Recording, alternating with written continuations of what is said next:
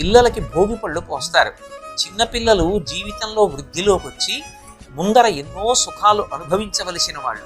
కానీ జాతకరీత్యా గ్రహముల యొక్క సంచారం చేత వాళ్ళు అలా భోగం అనుభవించకుండా ప్రతిబంధక రూపంగా వాళ్ళు గతంలో చేసుకున్నటువంటి పాపములు అడ్డొచ్చి బాధ పెట్టకుండా ఉండడం కోసమని భోగం అనుభవించడానికి ప్రతిబంధకమైనటువంటి పాపరూపమైన పీడ తొలగిపోవడానికి ఏ విధమైన మంత్రమూ అవసరం లేకుండా చిరుకు ముక్కలు, చిల్లర నాణేలు, అలాగే రేగుపళ్ళు కలిపి కొద్ది బియ్యంతో పిల్లల యొక్క తలమించి కిందకి విడిచిపెట్టి పెద్దలందరూ కూడా ఆశీర్వచనం చేస్తారు.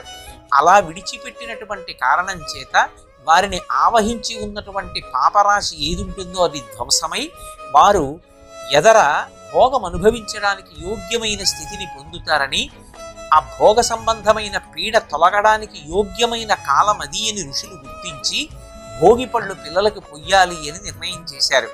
ఇన్ని కారణముల చేత ఆ పండగకి భోగి పండగ అని పేరు వచ్చింది.